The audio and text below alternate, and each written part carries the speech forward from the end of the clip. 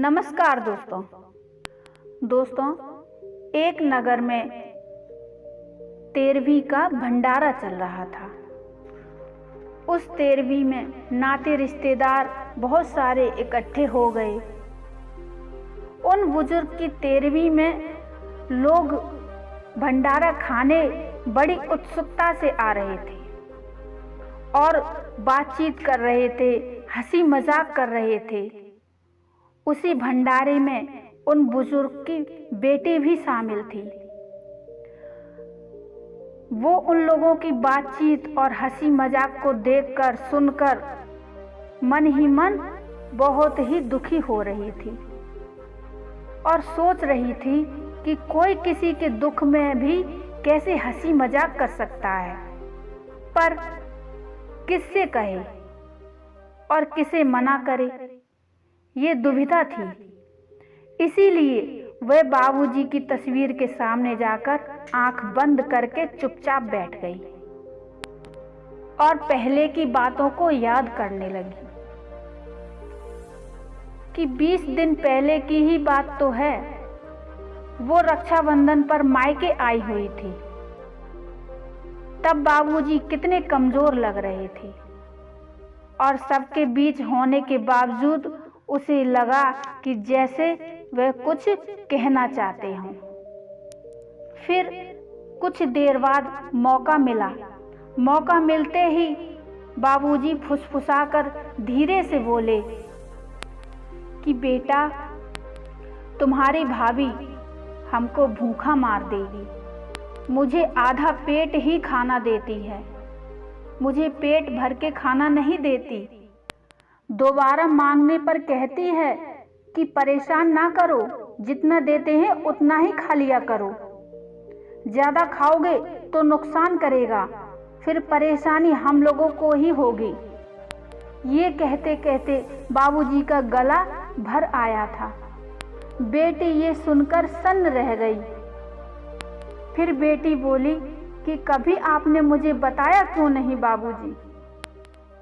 और ये सुनकर वो तुरंत ही अपने साथ जो मिठाई लाई थी, उस मिठाई में से 4 पीस निकालकर अपने बाबूजी को देने लगी।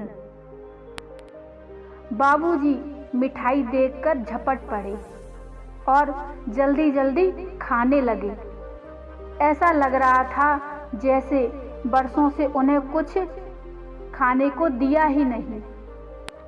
इतने में उसकी भाभी आ गई और कहने लगी, अरे अरे, इतना मत खिलाओ, तुम तो चली जाओगी, पर अभी पेट खराब हो जाएगा तो हमको ही भुगतना पड़ेगा।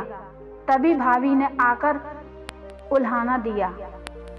तब वो बेटी मन मसोस कर रह गई और चलते चलते दबे शब्दों में अपनी भाभी से ये कहने लगी कि कुछ दिनों के लिए बाबूजी को अपने साथ ले जाऊं। तो भाभी तो कुछ नहीं बोली, पर भैया भड़क उठे और कहने लगे, सारी उम्र किया है तो अब भी कर लेंगे। वैसे तूने ये बात क्यों कही? क्या बाबू ने कुछ कहा है तुझसे? तो बेटी एकदम से बोली, नहीं नहीं भैया, बाबूजी ने मुझसे कुछ नहीं कहा, आप उनसे कुछ मत कहना। वो एकदम से हड़बड़ा गई और बाकी के शब्द उसके मन में ही रह गए। बड़े भाई से जवाब सवाल भी नहीं कर सकती थी। बचपन से बेटियों को यही तो सिखाया जाता है, भाइयों से दबकर रहने का संस्कार जो कूट कूट कर भरा जाता है। पर जाते जाते उसने एक बार पलट कर देखा तो उसके जन्मदाता, उसके बाबूजी बड़े ही दुखी निगाहों से उसकी ओर देख रहे थे। तब क्या पता था कि ये उनकी आखिरी मुलाकात है, ये उनकी आखिरी चितवन है। इसके 5 दिन बाद ही खबर मिली कि बाबूजी की हालत ठीक नहीं है, वो अस्पताल में हैं। आकर के मिल जाओ, उन्हें देख जाओ। ये सुनकर बेटी छटपटा उठी और दूसरे दिन ही उनके पास पहुंच गई। बाबूजी अर्धमूर्छित अवस्था में थे। अपनी बेटी को पहचान भी नहीं पा रहे थे। वह उनके कान में फुसफुसाई और बाबूजी देखिए, आपकी बेटी हूँ, मैं आपसे मिलने आई हूँ, आंखें खोलिए। कई बार आवाज़ देने पर उनकी आंखें थोड़ी थोड़ी सी हिली और उन्होंने अपनी आंखें खोलने का प्रयास किया तो उनकी आंखें थोड़ी सी खुल भी गईं। उन्होंने अपनी बेटी को देखा और बहुत ही धीमे स्वर में बोलने का प्रयास किया और कुछ बोला भी।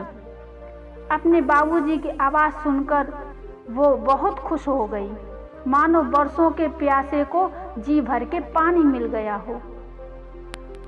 तो बेटी ने अपने बाबूजी से पूछा, बाबूजी क्या खाना है आपको? ये पूछते ही बेटी की आंखों में आंसू भर आए। तो बाबूजी ने केवल एक ही मांग रखी कि मुझे आलू टमाटर की सब्जी और रोटी खानी है। जल्दी से उसने इंतजाम भी किया, पर देर हो चुकी थी। बाबूजी तो बगैर खाए पिए भूखे ही इस संसार से चले गए। ये सब याद करते करते बेटी अपने पिता की तस्वीर के सामने बैठी रोने लगी। इतने में उसके भाई आए और अपनी बहन से कहने लगे कि चलो खाना खा लो। तो उस बेटी ने धीरे से मना कर दिया कि मुझे अभी भूख नहीं है भैया।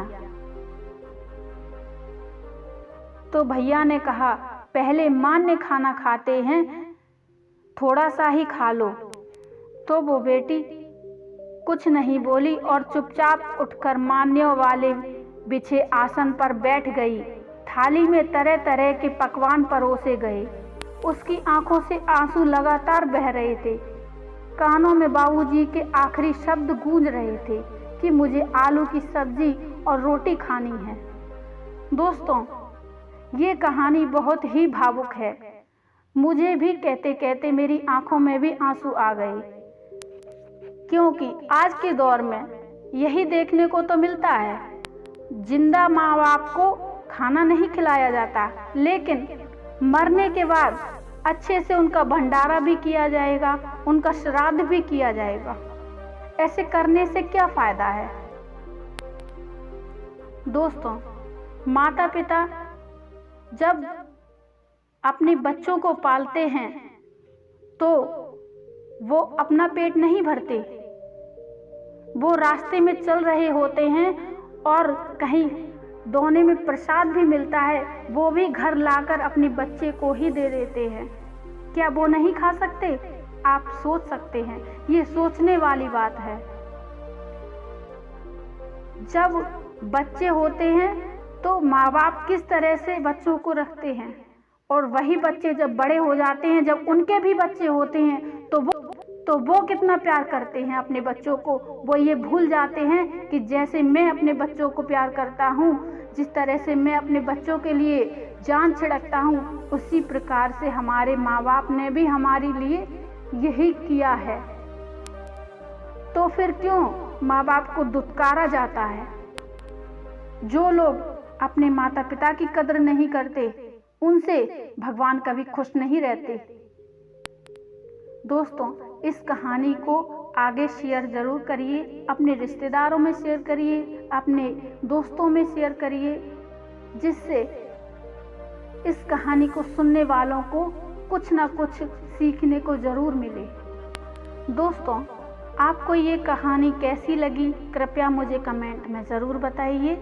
कहानी अच्छी लगी हो तो लाइक कर दीजिए और चैनल को सब्सक्राइब कर लीजिए। तो मिलते हैं फिर अगली एक और अच्छी सी कहानी में। तब तक के लिए नमस्कार, धन्यवाद।